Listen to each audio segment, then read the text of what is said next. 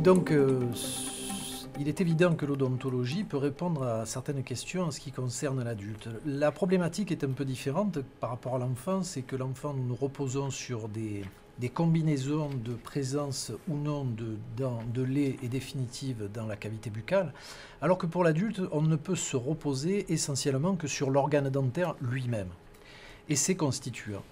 Alors l'organe dentaire, sans faire de grands cours d'histologie, est composé de plusieurs tissus.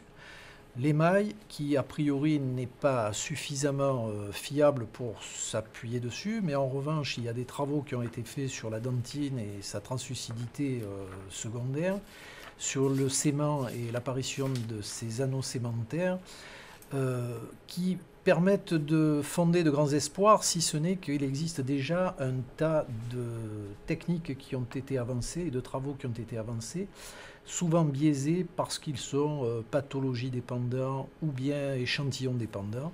Et donc c'est en ce moment notre perspective actuelle. Je rajouterai aussi que l'odontologie ou pourrait prétendre à approcher la diagnose sexuelle par un dimorphisme qui est caractérisé notamment au niveau des canines, qui a déjà été démontré plusieurs fois et sur lequel nous nous penchons à l'heure actuelle. Également sur la mandibule et les surfaces occlusales, mais pour l'instant c'est à l'ébauche. Et je dirais que pour conclure en ce qui concerne l'odontologie en anthropologie médico-légale, elle est en complémentarité et en mutualisation, encore une fois, avec les autres techniques.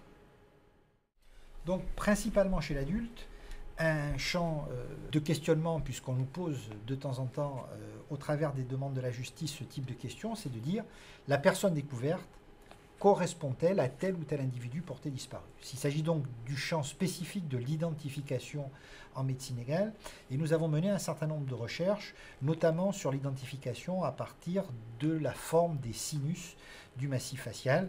Et donc, c'est Pascal Adalian qui va nous présenter les travaux qui ont été menés dans ce domaine.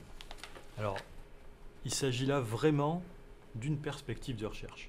On est vraiment à, j'allais dire, dans l'actualité de la recherche, puisque c'est des travaux qu'on a fini de mener en juin, que ces travaux sont extrêmement prometteurs et que la reconstruction 3D des voies aériennes supérieures, donc des voies aériennes de la face, nous permet d'observer une très très grande variabilité d'un individu à l'autre.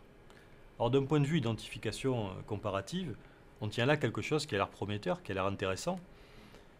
À l'heure actuelle, de plus en plus, lorsque les gens passent un scanner, ils repartent avec leur examen médical et un CD contenant les données de l'acquisition scanner.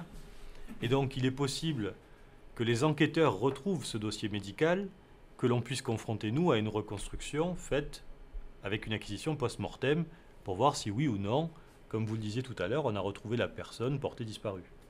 Donc, cette très très grande variabilité, cette morphologie des voies aériennes, et notamment, comme vous l'avez vu sur le film, des reconstructions des sinus phénoïdes, peut nous permettre de confronter l'antémortem et le post-mortem pour essayer d'apporter un élément supplémentaire au faisceau d'arguments apportés par l'enquête pour concourir à l'identification de l'individu.